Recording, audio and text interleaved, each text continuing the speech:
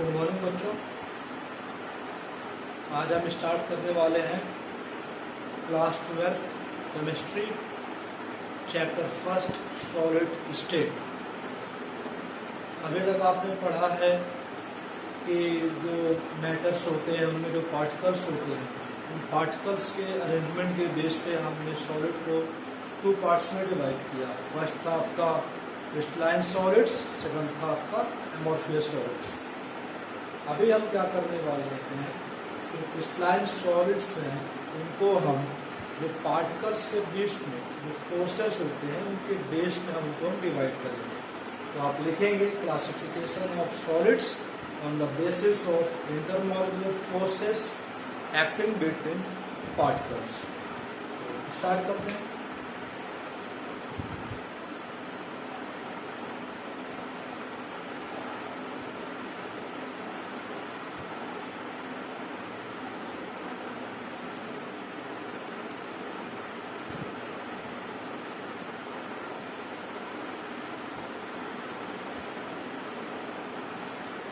On the basis of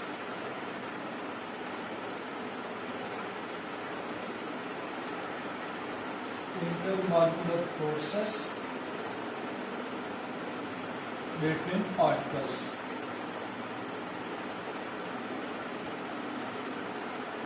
Okay.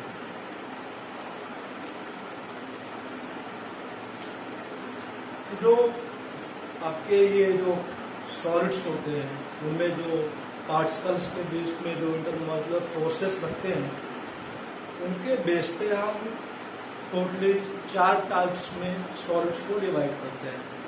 First है आपका आयनिक solids. देखिए आप आयनिक सॉलिड्स।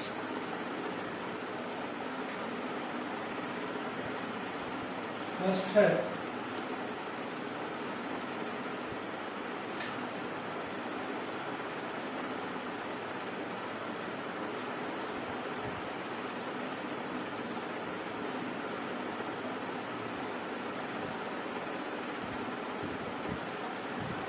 आयनिक सॉलिड्स। आयनिक सॉलिड्स के बारे में हम कुछ बात करते हैं। आयनिक सॉलिड्स क्या होते हैं, आयनिक सॉलिड्स में बनते कैसे हैं। तो आयनिक सॉलिड्स क्या होते हैं, they are basically made of by ionic bonds between anions and cations. कहने का मतलब ये है जो आयनिक सॉलिड्स होते हैं उन आयनिक सॉलिड्स में जो आयनिक बॉन्ड होता है, जो आयनिक बॉन्ड उनके बीच में जो केटायंस होते हैं, एनायंस होते हैं, उनके बीच में होता है और उनके थ्रू ये कंपाउंड बनता है। तो आप लिखिए आयनिक सॉलिड्स का डेफिनेशन क्या होता है, लिखिए।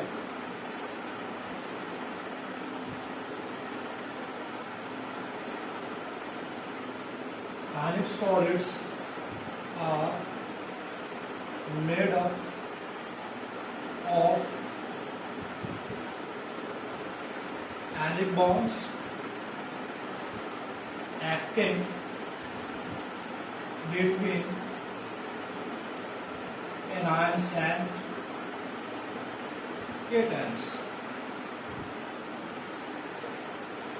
कहने का मतलब क्या है, जो आयनिक सॉलिड्स होते हैं, आयनिक सॉलिड्स में जो उनके एनायंस होते हैं, केटायंस होते हैं, उनके बीच में जो एक आयनिक बॉन्ड होता है, उसी आयनिक बॉन्ड के थ्रू आपका आयनिक सॉलिड फॉर्म होता है। उनकी कुछ प्रॉपर्टी होती है, आयनिक जो आपके सॉलिड्स होते हैं उनकी कुछ प्रॉपर्टी होती है। तो आप कुछ प्रॉपर्टीज लिखिए। फर्स्ट प्रॉपर्टी क्या है, properties of ionic solids. Properties of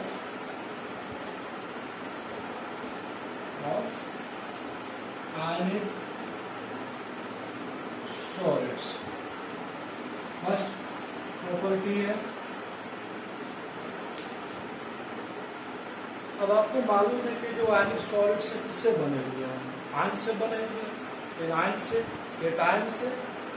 तो फर्स्ट इनकी प्रॉपर्टी क्या होती है कि they are polar, they are polar in nature. कहने का मतलब क्या, आयन से पॉजिटिव नेगेटिव, केटायन आपका अलग चार्ज लेगा, एनायंस आपका अलग चार्ज लेगा। कहने का मतलब क्या है कि जो आयनिक सॉलिड्स होते हैं, आयनिक सॉलिड्स की नेचर हम क्या बोल सकते हैं कि आयनिक सॉलिड का जो नेचर होता है उनका नेचर पोलर होते हैं। पोलर मीन्स जो उनके पार्टिकल्स होते हैं एक पॉजिटिव में होगा, एक निगेटिव में होगा। क्या लिखेंगे हम? They are polar in nature, are polar in nature. Second property क्या हो सकती है, आप खुद ही सोचो। जो उनके आयंस होते हैं उनके बीच में आयनिक बॉन्ड होता है, उनके जो आयंस होते हैं आपस में जुड़े होते हैं, यानी कि बीच में कोई भी फ्री आयंस नहीं होते हैं। अगर फ्री आयंस नहीं होगा तो उनकी किसी भी प्रकार की कंडक्टिविटी नहीं होगी। Means they don't have any free ions, so they do not show the property of conductivity. Since they don't have free ions, so they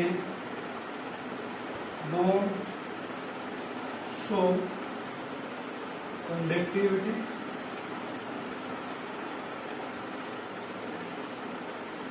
in solid form.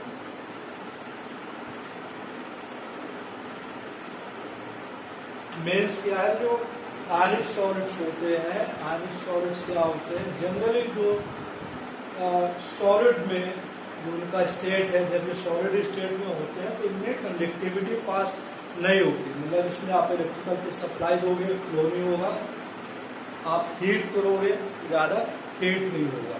मतलब इसमें करंट और हीट का फ्लो नहीं होता। ठीक है, तो अभी तक आपने क्या लिखा? The properties of ionic solids are, first they are polar in nature, second आपने क्या लिखा? Since they don't have free ions, so they don't have the property of conductivity. But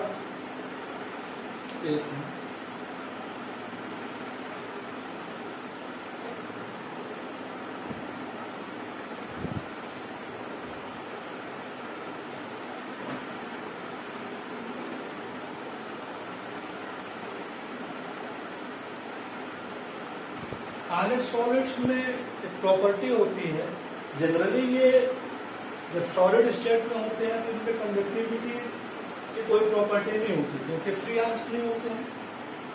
लेकिन जब इनको हम हीट करते हैं, इनको मेल्ट करते हैं, तो ये इनके जो आयंस होते हैं आपस में डिवाइड हो जाते हैं।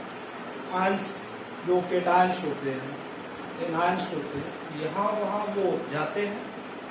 उस समय क्या होता है कि ये कंडक्टिविटी की प्रॉपर्टी शो करते हैं। कहने का मतलब अगर आप किसी भी जो आयनिक सॉलिड्स है, जैसे NaCl, सोडियम क्लोराइड, अगर आपका सोडियम क्लोराइड है उसको आप हीट करोगे, जनरली आप टच करो नमक के टुकड़े को, आपको करंट नहीं मारेगा। और आप उसमें करंट पास करते हो, करंट नहीं मारेगा। हीट करोगे तो ज्यादा हीट आपको समझ में नहीं आएगा। लेकिन अगर उसे नमक को आप गर्म करते हो, पिघलाते हो या पानी में उसको डिसॉल्व करते हो, उस समय क्या होता है? उस समय आप देखोगे कि उस समय जब ये नमक पानी में धोते हो या उसको नमक को जब आप पिघला देते हो, हाई टेम्परेचर पर ले आकर उसको हीट करते हो, पिघलता है, उस समय इलेक्ट्रिसिटी पास होती है। और जब उसको वाटर में डिसॉल्व करते हो तो उसमें करंट की सप्लाई भी उसमें जाती है। आप एक पानी लो, उसमें नमक डाल दो, उस पानी में आप करंट की बात को टच करोगे तो आपको करंट मारेगा। सो वी कैन से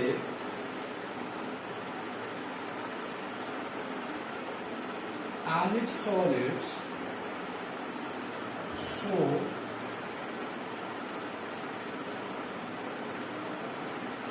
conductivity property in molten state, state. Example आप लिख सकते हो NaCl, पोटेशियम क्लोराइड। ठीक है। फोर्थ प्रॉपर्टी क्या है कि जो आयनिक सॉलिड्स होते हैं, आपको मालूम है कि आयनिक सॉलिड्स क्या होते हैं, पोलर होते हैं। इनका नेचर कैसा होता है, पोलर होता है।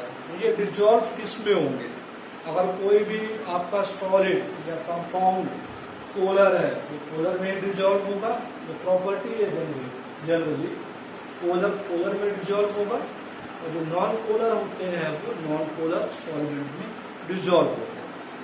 सो वी कैन राइट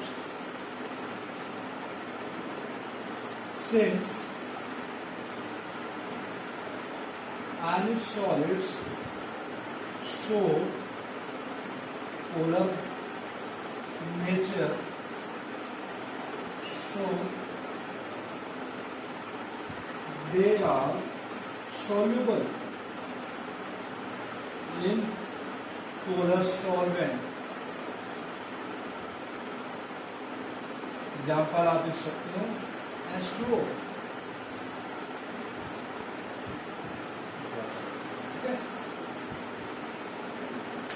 तो 3-4 प्रॉपर्टी है आयनिक सॉलिड्स की। फर्स्ट में आप क्या बोलोगे, जो आयनिक सॉलिड्स होते हैं, आयनिक सॉलिड्स बनते कैसे हैं? आयनिक सॉलिड्स में जो आयनिक बॉन्ड होता है वो एनायंस और कैटायंस के बीच में बनता है, जिसके थ्रू आप आयनिक सॉलिड्स फॉर्म करते हो। ओके। सेकंड में क्या होता है, सिंस इनके जो एनायंस और कैटायंस होते हैं ये पॉजिटिव और नेगेटिव होते हैं, उनके पास जो नेचर होता है शो करने का, मतलब आप कह सकते हो एक ऐसा नेचर शो करते हैं तो दे show generally polar nature.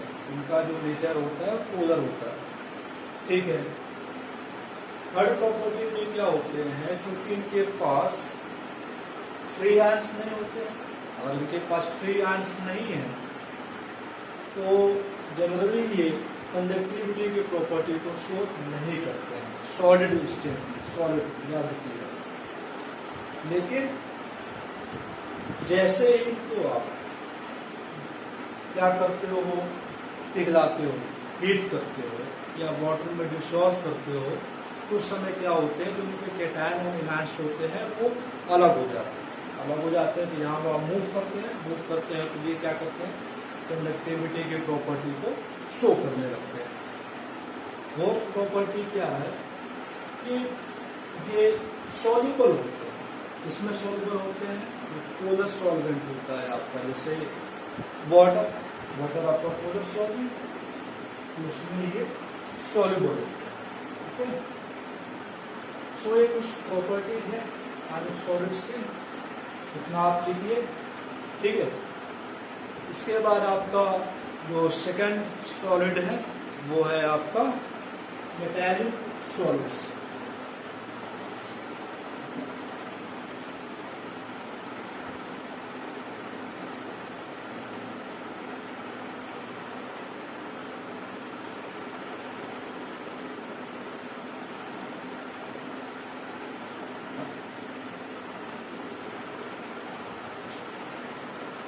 Second आपका है मेटालिक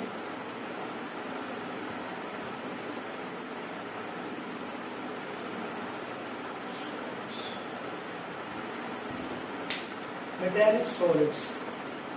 मेटालिक सॉलिड्स होते क्या है, पहले आप ये समझिए।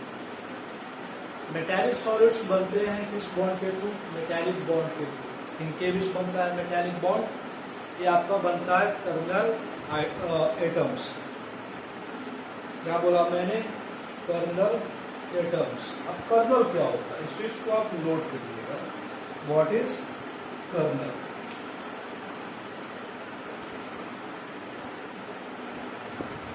What is kernel? The inner shell electrons and nucleus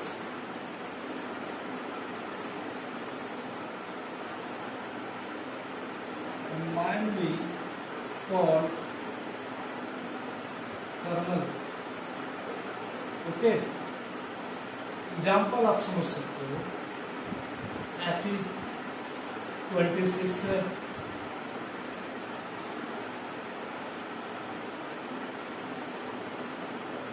ये आपका न्यूक्लियस है, ये आपके इलेक्ट्रॉन्स हैं, ये आपका इलेक्ट्रॉन्स है।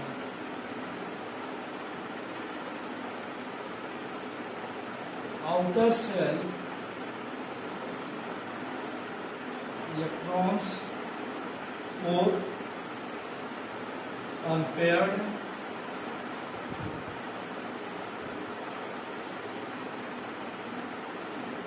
remaining 22 electrons plus nucleus is called kernel। कहने का मतलब क्या है, कोई भी एटम जो उसके आउटर मोस्ट सेल पे अनपेयर्ड इलेक्ट्रॉन्स होते हैं उनको छोड़ के जो आपके इनर इलेक्ट्रॉन्स होंगे और जो न्यूक्लियस होगा, इन दोनों को मिलाकर हम कंबाइनली क्या बोलते हैं कि वो कर्नल एटम है। सपोज आपका आयरन है, आयरन में टोटल कितने इलेक्ट्रॉन्स होते हैं 26, लेकिन इनके जो अनपेयर्ड इलेक्ट्रॉन्स होते हैं आउटर मोस्ट में कितने होते हैं, डी ऑर्बिटल में 4 होते हैं। तो अगर हमको ये शो करना है कि जो आयरन है उसका कर्नल एटम बनाना है, कैसे बनाएंगे हम, देखिए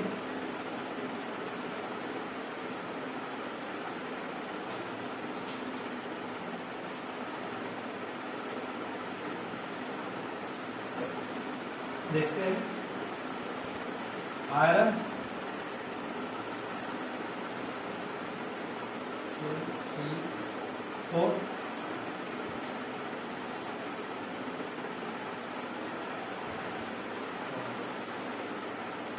अब जो आयरन है, सपोज ये मानो आपके पास एक आयरन की रॉड है, उस आयरन की रॉड में एक कर्नल तो होगा नहीं, एक आयरन का एटम तो होगा नहीं, पूरी रॉड में number of billions, number of millions, trillions आपके आयरन के एटम्स होंगे।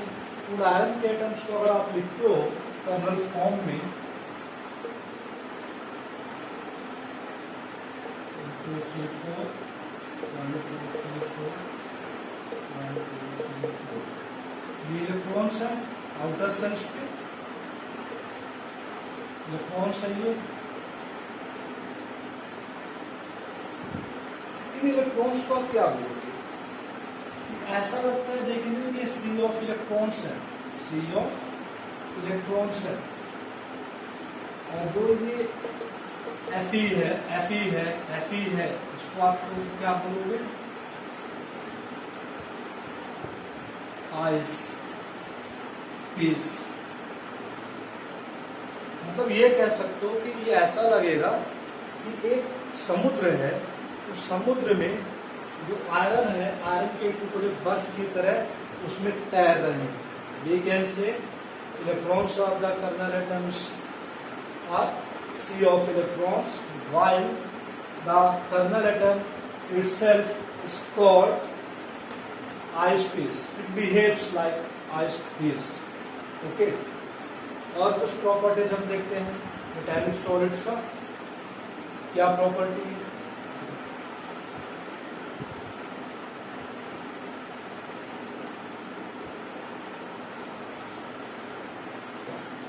मेटालिक सॉलिड्स का क्या प्रॉपर्टी हो, first property, they are highly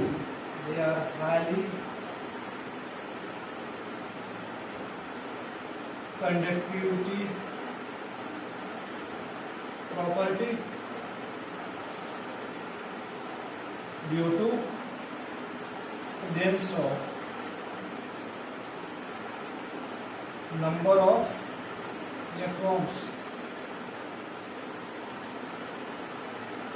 कहने का मतलब क्या है, जो मेटालिक सॉलिड्स होते हैं उनमें नंबर ऑफ इलेक्ट्रॉन्स होते हैं, मतलब जो फ्री इलेक्ट्रॉन्स होते हैं बहुत सारे होते हैं। अब इनके पास अगर फ्री इलेक्ट्रॉन्स बहुत सारे हैं तो कंडक्टिविटी की प्रॉपर्टी में हाईली होगी। सेकंड प्रॉपर्टी हम क्या लिखते हैं, they are highly malleable. Okay, malleable मतलब जिसको आप पीठ के चादर की तरह कन्वर्ट कर सकते हो, malleable।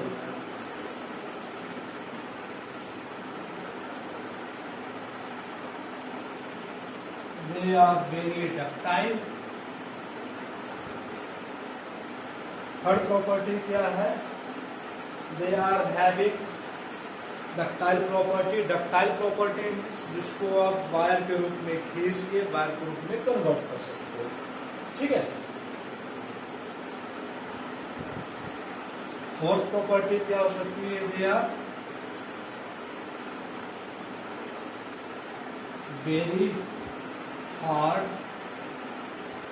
Rigid and brittle. Brittle means नाजुक। फिफ्थ प्रॉपर्टी क्या है? They having high melting, high melting and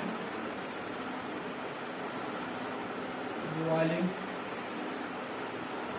point, ठीक है। मेटालिक सॉलिड्स क्या होते हैं? Metallic solids are solids which are formed by metallic bond between kernel atoms। Second property क्या होती है? They are very highly conductivity property। They have very highly conductivity property since they have a number of free electrons, so they show the property of conductivity। Second क्या है?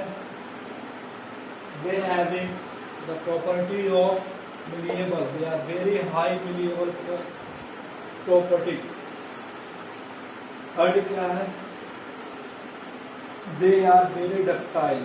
ductile mean जिसको आप wire में convert कर सकते हो। Fourth क्या है? They are very hard, rigid